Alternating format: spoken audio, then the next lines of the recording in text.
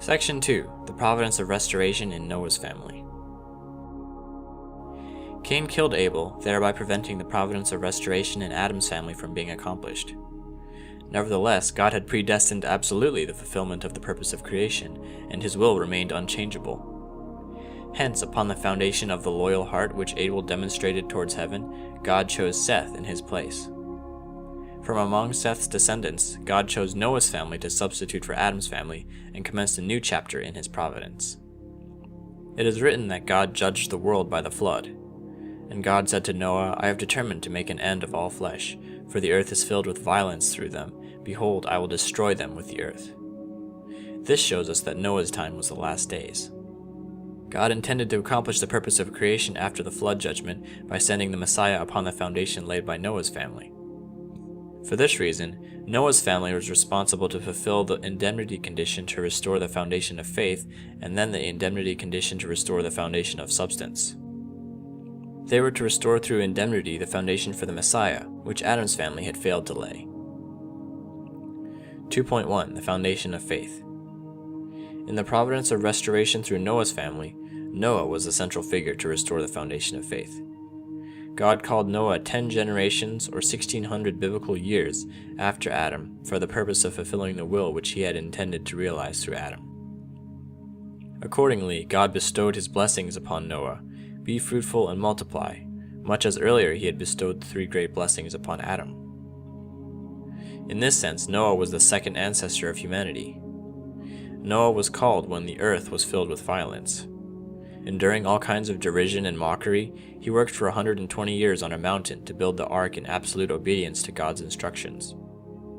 Upon this condition of faith, God could bring on the flood judgment centered on Noah's family. In this sense, Noah was the first father of faith.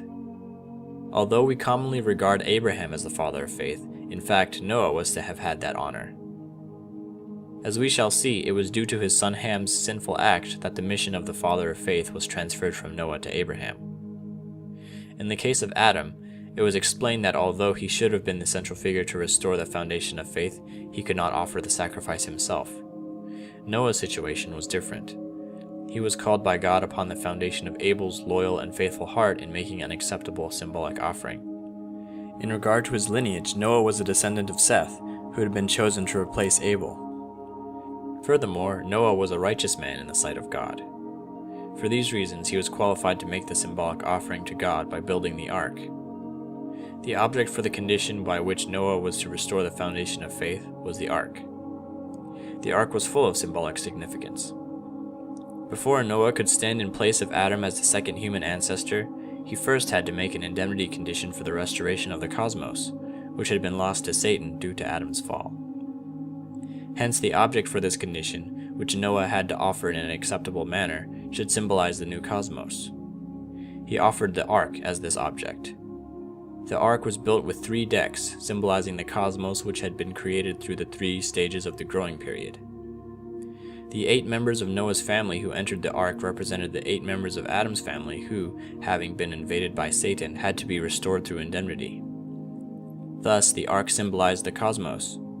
Noah, its master, symbolized God, the members of his family symbolized humanity, and the animals brought into the ark symbolized the entire natural world. After the ark was completed, God judged the world with the flood for 40 days. What was the purpose of the flood? According to the principle of creation, human beings were created to serve only one master. Since humankind was under bondage to Satan, full of corruption and debauchery, for God to relate with them, he would have to assume the position of a second master. That would be unprincipled. Therefore, God brought about the flood judgment, eliminating sinful humanity in order to raise up a family who would relate only with him. Why did God choose a 40-day period for the flood? The significance of the 40-day period should be understood in terms of the meaning of the numbers 4 and 10. The number 10 signifies unity. It was 10 generations after Adam when God called upon Noah to restore through indemnity the will which he could not fulfill through Adam. By fulfilling a period of indemnity containing the number 10, God meant to bring the dispensation back into unity with his will. Furthermore, since the goal of restoration is to complete the 4-position foundation, God worked to raise up each one of these 10 generations by setting up an indemnity period to restore the number 4. In total, the period from Adam to Noah was an indemnity period to restore the number 40. Due to the lustfulness of the people of these days, however, this indemnity period of the number 40 was defiled by Satan. The dispensation of Noah's Ark was God's new attempt to complete the four-position foundation. Therefore, God set the period of the flood judgment at 40 days as the indemnity period to restore the number 40, which had been defiled when the earlier period was lost to Satan. By fulfilling this numerical period of indemnity, God intended to restore the foundation of faith. The number 40 thus became characteristic of dispensations for the separation of Satan, which are necessary for restoring the foundation of faith. There are many examples of this: Noah's 40-day flood, the 400 years from Noah to Abraham, the Israelites' 400 years of slavery in Egypt, Moses' 2 40-day fasts, the 40 days of spying in Canaan, the Israelites' 40 years of wandering in the wilderness, the 40-year reigns of King Saul, King David, and King Solomon, Elijah's 40-day fast, Jonah's prophecy that Nineveh would be destroyed in 40 days, Jesus' 40-day fast and prayer in the wilderness, and the 40-day period from Jesus' resurrection to his ascension. In the Bible, we read that at the end of 40 days of rain, Noah sent forth from the ark a raven and a dove. Let us examine what future providential situations this foreshadowed, as it is written, "Surely the Lord God does nothing without revealing his secret to his servants the prophets." By building the ark and passing through the 40-day flood judgment, Noah fulfilled an indemnity condition for the restoration of the cosmos. The flood corresponds to the period of chaos before the creation of the universe, when the Spirit of God was moving over the face of the waters. Accordingly, the works which God performed around the ark at the end of the 40-day flood symbolize the entire course of history following God's creation of heaven and earth. What was foreshadowed when Noah sent forth the raven, which circled about looking for a place to land until the waters subsided?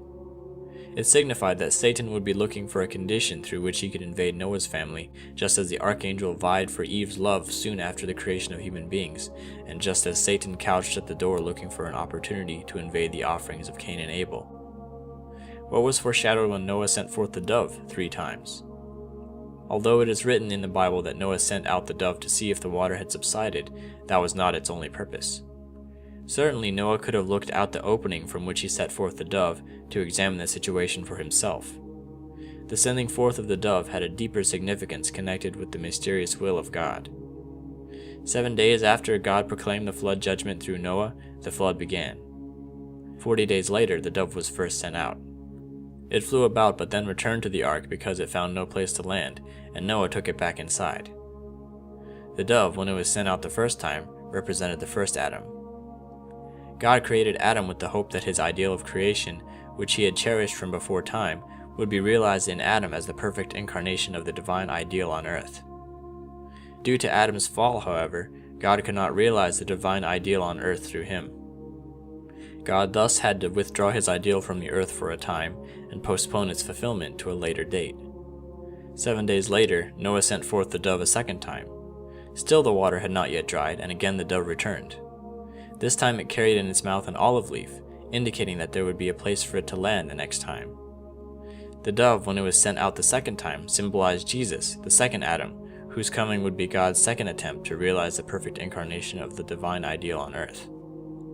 These verses foreshadowed that if the chosen people were to disbelieve in Jesus at his coming, then he would have nowhere to lay his head, and thus would not be able to realize God's complete will on the earth. In that situation, Jesus would have to go to the cross and return to God's bosom, leaving behind the promise of the second advent. The dove returned to the ark because the water had not yet dried up. By analogy, had more of the Jewish people faithfully attended Jesus, he would have found a secure place to stand among them. He would not have been crucified and would have gone on to build the kingdom of heaven on earth. After another 7 days had passed, Noah sent out the dove for the third time. This time the dove did not return to the ark, for the ground was dry. The dove, when it was sent out the third time, symbolizes Christ at the second advent, who is to come as the third Adam. This foreshadowed that when Christ comes again, he will surely be able to realize God's ideal of creation, which will never again be withdrawn from the earth. When the dove did not return, Noah finally disembarked from the ark and walked upon the earth, which had been purged of sin and made new. This foreshadowed that when the ideal of creation is realized on the earth through the work of the third Adam, the New Jerusalem will descend from heaven, and the dwelling of God will be with men. The foreshadowing in this story should be interpreted in light of the principle explained earlier. God's providence of restoration may be prolonged if the person entrusted with the providence fails in his responsibility. Due to Adam's faithlessness and failure to complete his responsibility, Jesus had to come as a second Adam. Furthermore, if the Jewish people were to disbelieve in Jesus and thus fail to complete their responsibility, Christ would certainly have to come again as the third Adam. Just as the creation of heaven and earth took a 7-day period, the 7-day intervals for sending forth the dove indicate to us that the restoration of heaven and earth requires certain providential periods of time. 2.2 The foundation of substance. Noah successfully restored through indemnity the foundation of faith by fulfilling the dispensation of the ark and thereby making a symbolic offering acceptable to God. In doing so, Noah fulfilled both the indemnity condition for the restoration of all things and the indemnity condition for the symbolic restoration of human beings. Upon this foundation, Noah's sons, Shem and Ham, were then to have stood in the position of Cain and Abel, respectively. Had they then succeeded in the substantial offering by fulfilling the indemnity condition to remove the fallen nature, they would have laid the foundation of substance. For Noah's family to make an acceptable substantial offering, Ham, Noah's second son, was to restore the position of Abel, Adam's second son. He was supposed to become the central figure of the substantial offering, just as Abel was the central figure of his family's substantial offering. In Adam's family, Abel had successfully made the symbolic offering in Adam's place to restore through indemnity the foundation of faith and to be qualified as the central figure of the substantial offering. In the case of Noah's family, it was Noah, not Ham, who made the symbolic offering. Therefore, for Ham to stand in the position of Abel, as one who had succeeded in making the symbolic offering, he had to become inseparably one in heart with his father, Noah. Let us examine how God worked to help Ham become one in heart with Noah. The Bible reports that when Ham saw his father lying naked in his tent, he felt ashamed of Noah and took offense. Ham stirred up the same feelings in his brothers, Shem and Japheth. Swayed by Ham to feel ashamed of their father's nakedness and turning their faces so as not to behold the sight, they walked backwards and covered their father's body with a garment. This act constituted a sin, so much so that Noah rebuked him, cursing his son to be a slave to his brothers. Why did God conduct this dispensation? Why was it such a sin to feel ashamed of nakedness? To understand these matters, let us first recall what constitutes sin. Satan cannot manifest his powers, including the power to exist and act, unless he first secures an object partner with whom he can make a common base and engage in a reciprocal relationship of give and take. Whenever a person makes a condition for Satan to invade, it means that he has allowed himself to become Satan's object partner, thereby empowering Satan to act. This constitutes sin. Next, let us examine why God tested Ham by having him behold Noah's nakedness. We saw that the ark symbolized the cosmos, and that the events occurring immediately after the dispensation of the ark represented the events which took place immediately after the creation of the cosmos. Hence, Noah's position right after the flood was much like that of Adam after the creation of heaven and earth. Adam and Eve before the fall were close in heart and innocently open with each other and with God. As it is written, they were not ashamed of their nakedness. Yet after they fell, they felt ashamed of their nakedness. They covered their lower parts with fig leaves and hid among the trees of the garden, fearing that God would see them. This shame was an indication of their inner reality, for they had formed a bond of blood ties with Satan by committing sin with their sexual parts. By covering their lower parts and hiding, they expressed their guilty consciences, which made them feel ashamed to come before God. Noah, who had severed his ties to Satan through the 40-day flood judgment, was supposed to secure the position of Adam right after the creation of the universe. God expected that the members of Noah's family would react to Noah's nakedness without any feelings of shame and without any thought to conceal his body. God wanted to recover the joyful heart which he had felt when looking at Adam and Eve in their innocence before the fall by taking delight in the innocence of Noah's family. To fulfill such a profound wish, God had Noah lie naked. Had Ham been one in heart with Noah, regarding him with the same heart and from the same standpoint as God, he would have looked upon his father's nakedness without any sense of shame. He thus would have fulfilled the indemnity condition to restore in Noah's family the state of Adam and Eve's innocence before the fall. We can thus understand that when Noah's sons felt ashamed of their father's nakedness and covered his body, it was tantamount to acknowledging that they, like Adam's family after the fall, had formed a shameful bond of kinship with Satan and were thus unworthy to come before God.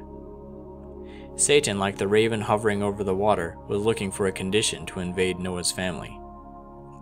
He attacked the family by taking Noah's sons as his object partners, when they in effect acknowledged that they were of his lineage. When Ham felt ashamed of his father's nakedness and acted to cover it up, he made a condition for Satan to enter. Hence, his feeling and act constituted a sin. Consequently, Ham could not restore through indemnity the position of Abel from which to make the substantial offering. Since he could not establish the foundation of substance, the providence of restoration in Noah's family ended in failure. Is it always sinful to regard nakedness with a sense of shame? No, Noah's was a special case. In the position of Adam, Noah had the mission to remove all of Adam's conditions, which had left him vulnerable to Satan's attack. By demonstrating that they neither felt ashamed of Noah's nakedness, nor would attempt to cover it, Noah's family would have fulfilled the indemnity condition to restore the position of Adam's family in its original innocence before it had joined with Satan in a kinship of blood. Therefore, this was an indemnity condition which only Noah's family was required to fulfill. 2.3 Some lessons from Noah's family. It is difficult for anyone to understand how Noah persisted in building the ark on the mountain over 120 long years, all the while enduring harsh criticism and ridicule. Ham knew well that his family had been saved by his father's labors.